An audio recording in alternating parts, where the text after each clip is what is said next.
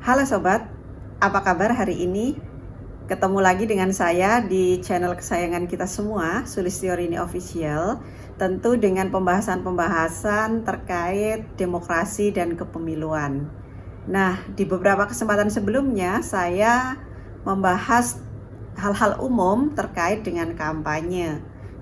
Saat ini kita akan lebih spesifikkan lagi pembahasan kita tentang larangan-larangan dalam kampanye. Apa saja larangan-larangan dalam kampanye itu? Tetap stay tune di Sulistiorini Official.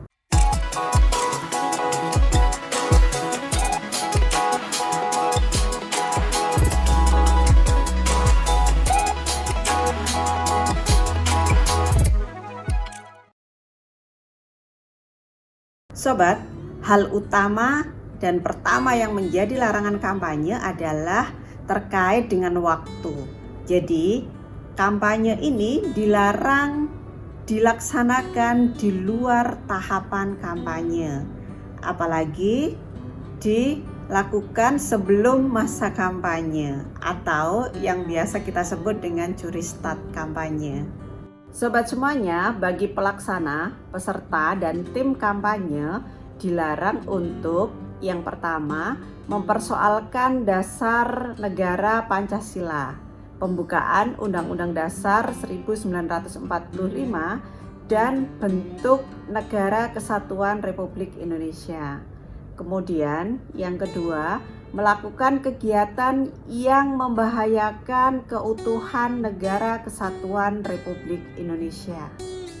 Yang ketiga, sobat semuanya, dilarang untuk menghina seseorang, agama, suku, ras, golongan, calon, atau peserta pemilu lainnya.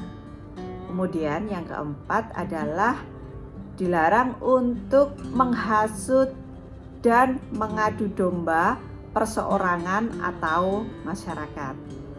Nah, yang kelima tentu adalah dilarang mengganggu ketertiban umum.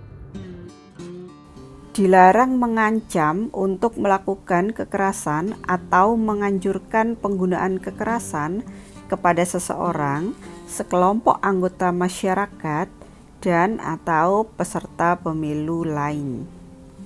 Kemudian juga dilarang merusak dan atau menghilangkan alat peraga kampanye pemilu peserta pemilu.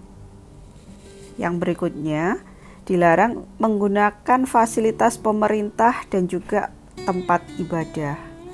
Kemudian dilarang membawa atau menggunakan tanda gambar dan atau atribut selain dari tanda gambar dan atau atribut peserta pemilu yang bersangkutan.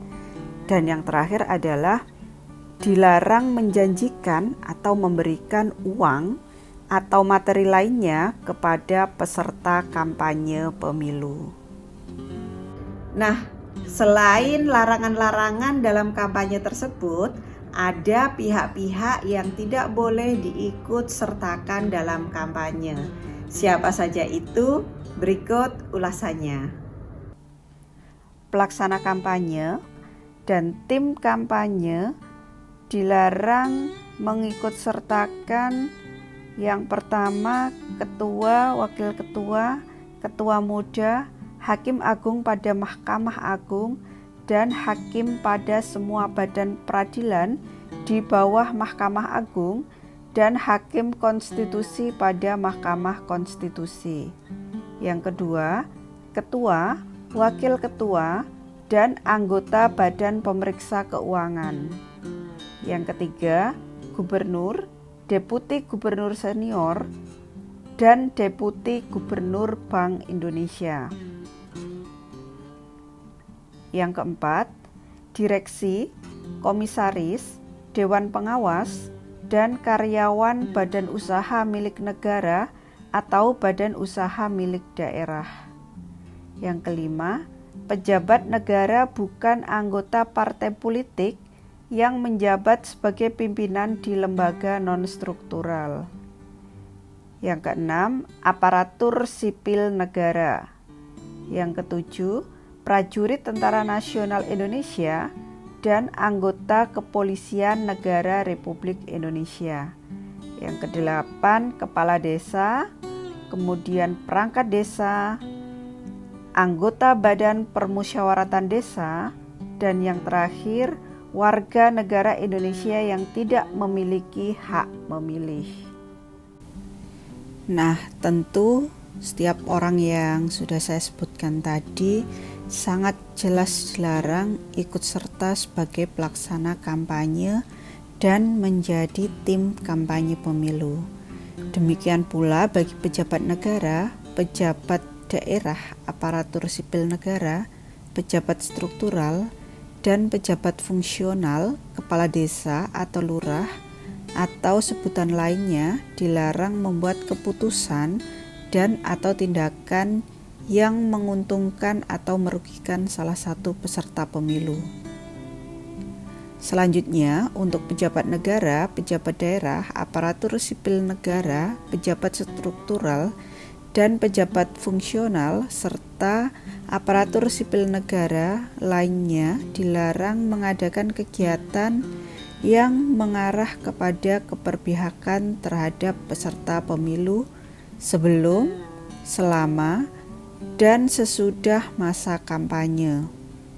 Larangan yang dimaksud tersebut ini meliputi pertemuan, ajakan, himbauan, seruan, atau pemberian barang kepada aparatur sipil negara dalam lingkungan unit kerjanya, anggota keluarga, dan masyarakat.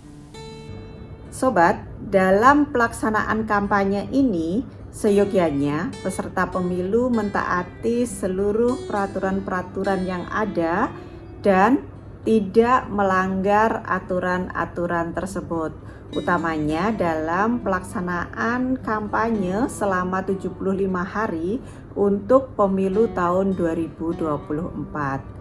Nah, kampanye pemilu ini merupakan wujud dari pendidikan politik masyarakat yang dilaksanakan secara bertanggung jawab untuk meningkatkan partisipasi pemilih dalam pemilu. Terima kasih untuk tetap stay tune di Sulistiorini Official. Nantikan lagi episode-episode berikutnya tentang ulasan-ulasan dan penjelasan-penjelasan pelaksanaan pemilu maupun bahasan-bahasan lain tentang demokrasi. Terima kasih dan sampai jumpa.